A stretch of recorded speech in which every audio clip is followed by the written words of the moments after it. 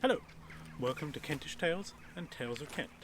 Stories for people from this wonderful county or from further afield.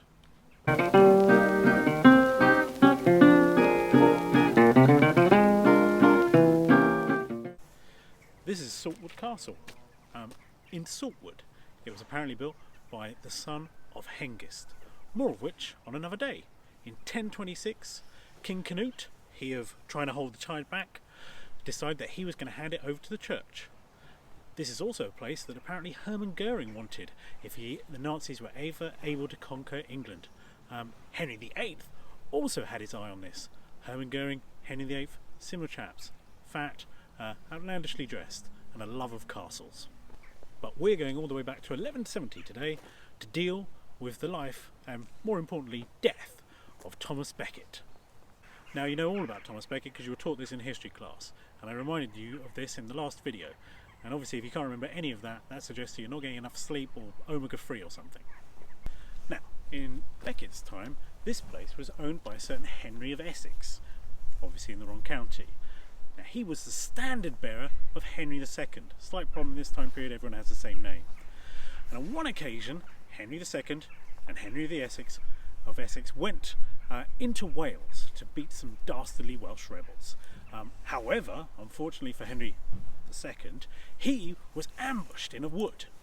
Now at this point you would expect Henry of Essex to hold the banner up high and rally the troops. Instead, he'd heard that Henry II had died, and at that point Henry of Essex threw down the banner and ran.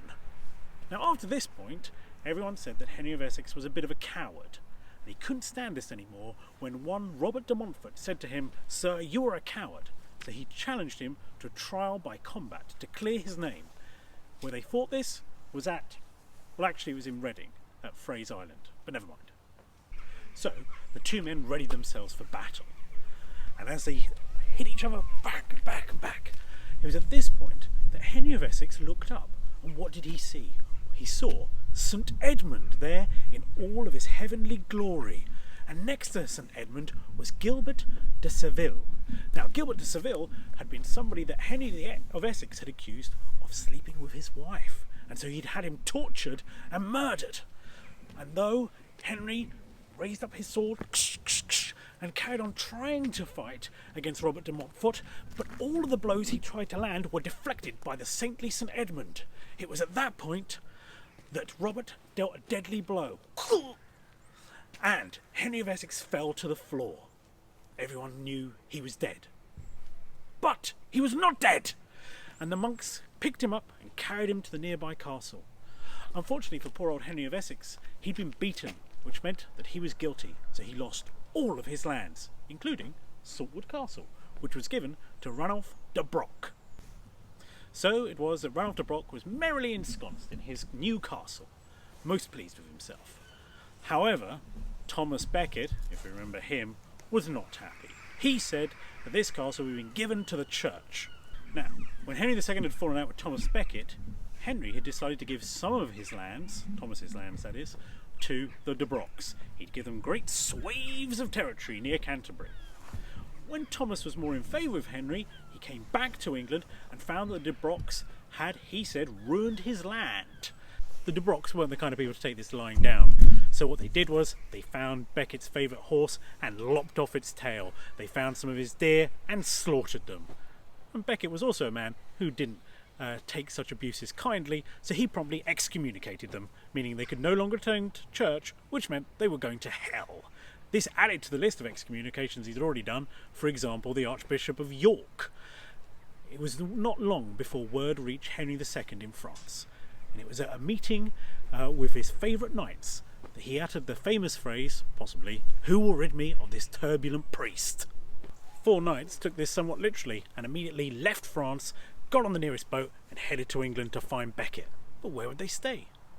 Well, here at Becket's arch nemesis Ranulf de Broc's chateau, Saltwood Castle. And it was here on the 28th of December that they plotted to remove Becket. So, the night after their dastardly deed, they returned to Saltwood Castle, and no doubt to an ecstatic Ranulf de Broc.